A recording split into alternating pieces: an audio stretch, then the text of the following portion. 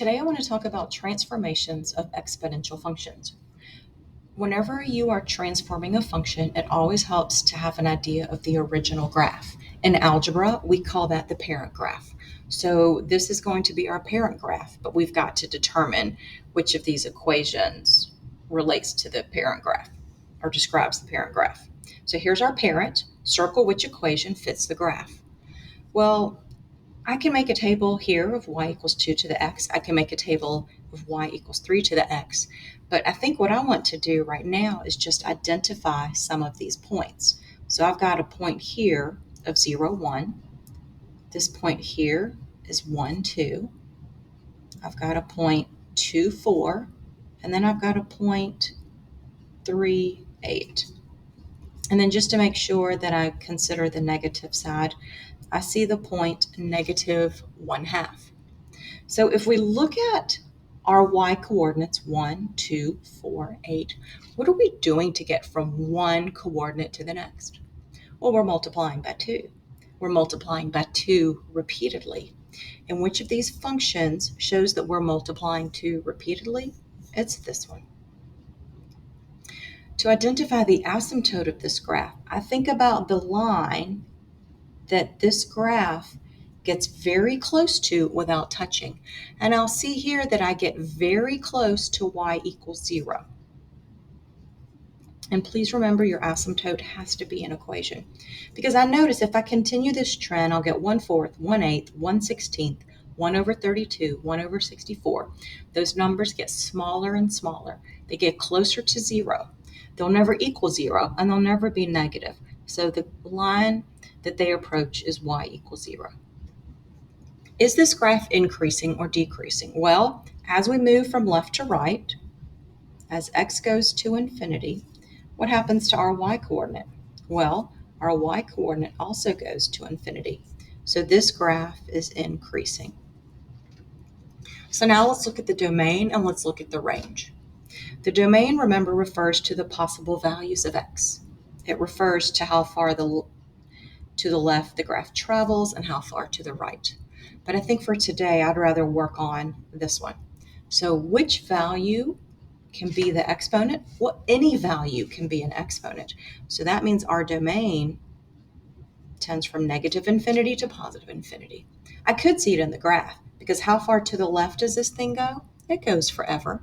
And then how far to the right does it go? Well, as it's going up, it's also going out. So it keeps going towards a positive infinity. And you can see that here and here. Oh, oops, let me put my negative there. What about the range? Well, what's the smallest value? What's the smallest y value, y coordinate can this get to? Well, remember we looked at the asymptote and we said the closest that this will get to is 0. And how high does this thing go? Well, it goes forever and it will go to infinity. Now we cannot touch infinity, so we're going to put a right parenthesis. We get very close to 0 without touching, so we'll put a left parenthesis. For this graph, the rate of change is, well, it's not constant because a constant graph deals with a constant rate of change describes a linear function. So we've got our variable. And you can actually see it because here my slope is 1 over 1. Here my slope is 2 over 1. Here my slope is 4 over 1. Oh my gosh, I had a moment. All right, so that's everything you need to know about the parent graph. All right, so now let's look at our first transformation. This graph is a transformation of the parent graph. Tell what transformation occurred. Well, for me, to make my life easier, I like to plot the parent graph on here. So I'm going to put in my OG, my original graph, and I look at these points and I compare them. Well, how does this graph compare to that graph? Well, they are the same shape if my curve were better. But what do we notice? Well, how do we get from this point to this point? 1, 2, 3. Well, that point went up 3 units. 1, 2, 3. As did that one. 1, 2, 3. as did that one. 1, 2, 3, as did that one. So it looks like we translated up 3 units. And as you recall from our rules about transformations, what will the new graph be? Well, the new equation, will be the original equation, but since we translated up 3, we're going to add 3 to the function. So we added 3 to the output value. Give the asymptote of this graph. Well, think about what we approach. Again, it's the same idea that we had for our parent graph. We just shifted it up 3. So basically, our asymptote also will shift up 3. So our asymptote will be y equals 3. All right, now they're asking me for the y-intercept of this graph. Please remember that the y-intercept is where the graph touches the y-axis, and that happens at 4. You can also remember it's the value of y when x equals 0. So I could substitute into here. 2 to the 0 power plus 3 is 1 plus 3, which is 4. All right, so keep that in mind. Now I'm asking for the domain and the range. Well, are there any restrictions on my domain? Is there anything that an exponent cannot be? No, there's not. So for my domain, this graph goes to the left forever. It's going to go to the right forever. So my domain goes from negative infinity to positive infinity. And let's look at this range. The lowest my graph will go is to y equals 3, and the highest it will go is forever. So we're going from 3 to infinity. We get very close to 3, but we never touch it, hence the left parenthesis, and we can never touch infinity, so we have a parenthesis on the right. So that is what the transformation looks like, shifting up 3 units, and notice how it affects the equation, the asymptote, the intercept. All right, transformation number 2 is a transformation of the parent graph. Again, I'm going to plot my OGs. 2 to the 0 is 1, 2 to the first is 2, 2 squared is 4, 2 cubed is 8, 2 to the negative 1 is 1/2. All right, so this is my original. And let's see how it looks compared to, sorry about that, my new graph. So how do we get from this point to this point? 1, 2, 3, 4. We went down 4. 1, 2, 3, 4. 1, 2, 3, 4. So it looks like everything is shifting or translating down 4. So my equation should be y to the 2x minus 4. And at this point, some of you will say, whoa, time out, Robadeer. I can't see that with the graph. Can you show me some ordered pairs? And I would tell you, oh, yes. So let's look at our x coordinates. Let's look at our parent graph. And let's look at the new graph. So let's look at what happens when x is negative 1, 0, 1, and 2. So when x is negative 1 in our original, we have 1/2. When x is 0, y is 1. When x is 1, y is 2. When x is 2, y is 4. Now let's look at the new graph. So when x is negative 1, it looks like we're at negative 3 and 1/2. When x is 0, we're going to negative 3. When x is 1, we're going to negative 2. When x is 2, we're going to 0. So what's happening here? How does 1 become negative 3 and 2 become negative 2 and 4 become 0? Well, we subtracted 4. So that's why I know that this equation works. And we now need to find the asymptote. Notice here, the asymptote is y equals negative 4. Give the y-intercept. The y-intercept is here of negative 3. and the x-intercept. Where do we touch the x-axis? That happens at 2. So if you ever get stuck, the y-intercept touches the y-axis. It's what happens when x equals 0. The x-intercept, where do we touch the x-axis? In this problem, that's where y equals 0. Now I'm asking you to give the domain and the range. So this graph goes forever to the left. I'm sensing a pattern here with my domains, and it goes forever to the right. So far, all of my domains for any exponential function have been negative infinity to positive infinity. My range, my smallest y coordinate will be close to -4, and then it goes up forever. So we go from -4 to infinity. And I'm noticing a pattern there as well. My asymptote is y equals -4. My lower bound is -4. My asymptote was 3. My lower bound was 3. My asymptote was 0. My lower bound was 0. And all of these move to infinity. You would find the same happens with the y-intercept. You take your original y-intercept and you apply the transformation to that value, and you'll get your new y-intercept. All right, so let's now look at transformation 3.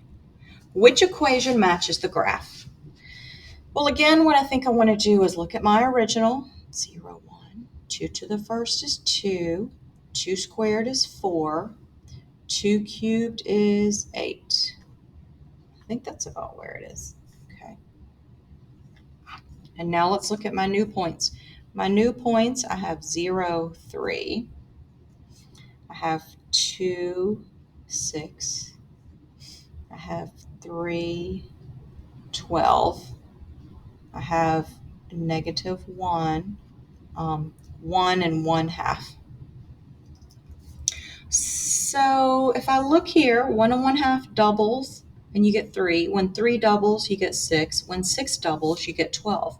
So it looks like we are multiplying something by 2 repeatedly. Which one of these shows repeatedly multiplying by 2? Well, it looks like this one. And some of you are going to say, whoa, whoa, whoa, Robadeer. I couldn't see it with the graph. Can you show me some other way? And I would say, happily, I'll show you another way. So let's look at our x coordinates. Let's look at our parent graph, my OG. Its y coordinates are 1/2, 1, 2, and 4. Again, I'm just raising 2 to the -1 power, 2 to the 0 power, 2 to the first power, 2 to the second power. Yeah, let's go ahead and throw in our 2 to the third power. So 2 cubed is 8. Now let's look at our new graph. When x is -1, y is 1.5, which is also known as 3/2. When x is 0, y is 3. When x is 1, oh darn, how did I forget that one? Maybe, oh my goodness. This should be 1/6. Good gravy. This should be 2/12. Oh my goodness, is that going to mess you up? Let's see. 1/6, 2/12. Sorry guys. But notice, how does 1 become 3, 2 become 6, and 4 become 12? Well, it looks like we multiplied them all by 3. That's what that tells us. Here we multiplied our original, our parent function, by 3. So that's my new equation. So what transformation occurred? Well, it looks like this one got 3 times as tall. This got 3 times as tall. This got 3 times as tall. So we had what we called in 8th grade math, or in geometric transformations, we call a dilation. In Algebra 1, we say we had a vertical stretch by a factor of 3. Tell why the asymptote did not change. Well, we did not translate up or down.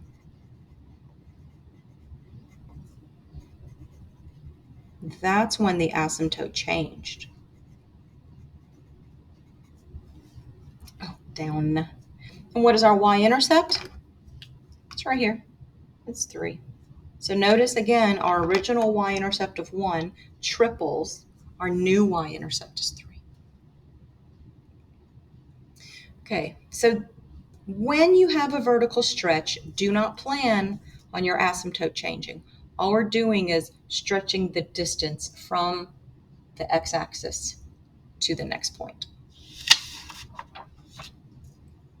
Transformation number 4. Oh, wow, there it is. And I'm going to do the same thing that I've been doing. I want to explain what transformation occurred. I want to give the new equation, all that jazz. All right, so let's look at this. I've got, in my original, I've got 0, 1, 1, 2, negative 1, 1/2. And that looks like this. So what do we do there? Well, if we were in 5th grade, we'd say we flipped it. But when we get into upper level math, we see that we reflect it across the x-axis. How do you know which is which? Well, this is my x-axis. This is my y-axis. If it's not labeled for you explicitly, look for some resource that shows you the new axes. So what is the equation of this new graph? Well, I don't know if you recall, but whenever you reflect across the x-axis, you are going to take the opposite of the y-coordinate, or the opposite of the function. Give the asymptote of this graph. Well, here we're getting very close to 0 still. That does not change, except instead of approaching 0 from the positive side, we're approaching from the negative. Okay, no, I don't want to say that. Just kidding. All right, so now let's give the y-intercept. Well, the y-intercept is right there at negative 1. So instead of positive 1, we're at negative 1. What is our range? Boy, what's happening here? What's the lowest that we go? Well, in this instance, the lowest that we go is to negative infinity. And what's the highest that we go? Well, we go to y equals 0. And I'll enclose those in parentheses because, again, we never touch infinity and we never touch 0. All right. Is this graph increasing or decreasing? So what happens as x gets larger, as x goes to infinity? As we move to the right, what's happening to the y-coordinate? Well, the y-coordinate is going to negative infinity. It's getting smaller, and therefore it is decreasing. All right. Transformation number 5. Explain the transformation for this graph. Well, again, in order for me to see what the transformation is, I have to look at the original.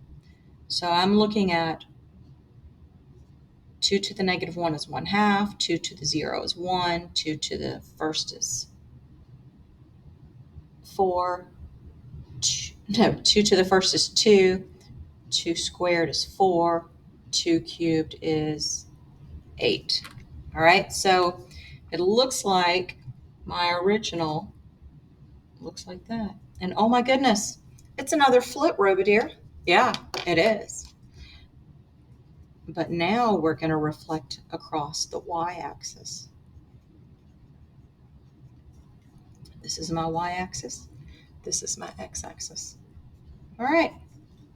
So what's the equation? Well, we're messing around with the x-axis now. So we're actually going to mess around with the x variable.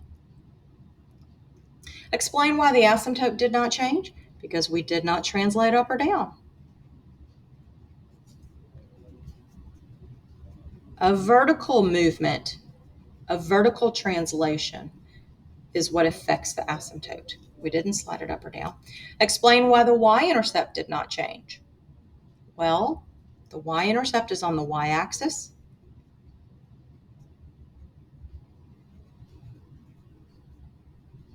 So this point basically just flipped onto itself, and it reflected onto itself.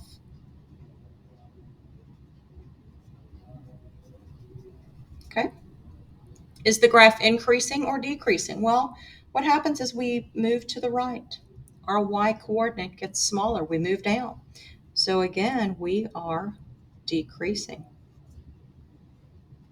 Okay.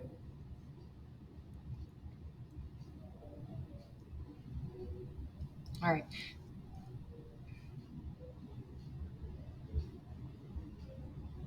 I want to show you. No. I'll save that for another day. All right. Transformation number 6. Which equation matches the graph? Y equals 2 to the x plus 3 power, or y equals 2 to the x minus 1 power? Let's see. Let's plot my original points. 2 to the 0 is 1. 2 squared is 2. 2 to the first is 2. 2 squared is 4. 2 cubed is 8. Let's go ahead and throw our negative 1 as a reference. All right, guys, what's happening here? Well, we're not shifting up or down. 1, 2, 3. 1, 2, 3. 1, 2, 3. It looks like we're shifting left.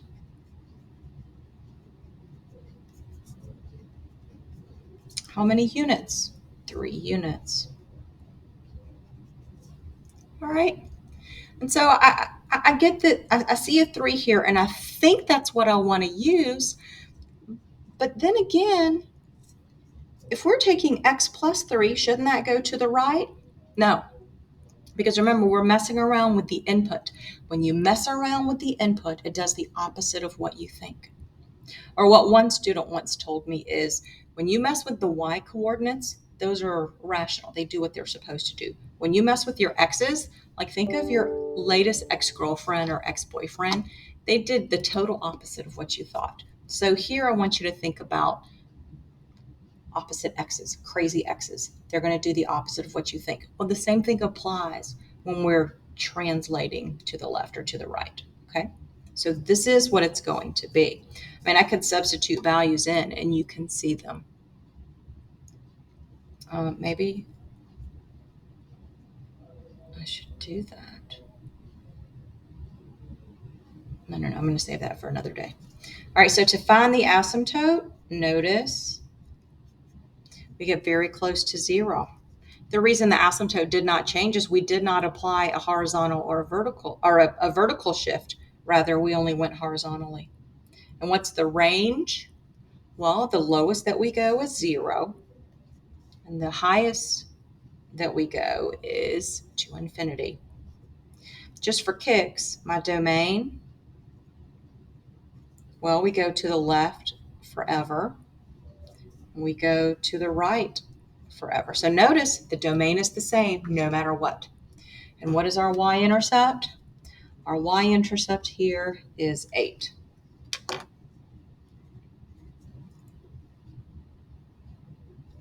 All right, so now we're going to cram a few in, so just bear with me here. I think what I would like to do is actually maybe just cover this up for now so that we don't get distracted by another graph. All right, so which transformation is this? Well, got to look at the OGs. 0, 1, 1, 2, 2, 4, 3, 8, negative 1, 1 half. And what do you notice is happening here? Well, it looks like everything has shifted to the left. Just kidding. Everything has shifted to the right 1 unit. And so to show that we shifted to the right 1 unit, we have to subtract from the x coordinate. So this is a translation to the right 1 unit. What is the asymptote? The asymptote is what it's always been for just your original parent graph, because we did not shift up or down. What's the range? The range is the same because, once again, we did not apply a vertical shift. Your y values will change anytime there's a vertical shift, because the verticality of a graph is determined by the y coordinate. So messing with the y's messes with this. Speaking of y, let's give the y-intercept. Well, remember, it says use the equation. That's what happens when x equals 0. So if we take 2 to the 0 minus 1, that's 2 to the negative 1, which remember, we write this with a positive exponent, so we move that base to the denominator. So it's 1/2. And you can sort of verify here in the graph. My y-intercept is 1. And now for our final transformation. This graph is made up of 2 transformations. Tell what the 2 transformations are. Well, once again, I need to see my OG. So when x is 0, y is 1. When x is 1, y is 2. When x is 2, y is 4. We've got our negative 1/2. So this is what my original looks like. So I do see a reflection, don't you? So I see a reflection on the x-axis. So a reflection on the x-axis puts us here, here. Oh, just kidding. Here. So we've got something happening there, but then what do we do? Well, 1, 2, 3, 1, 2, 3, 1, 2, 3. It looks like then we translated up 3 units. Okay? So what is my equation? Well, when we reflect on the x-axis, that means we're going to take the negative of the entire function.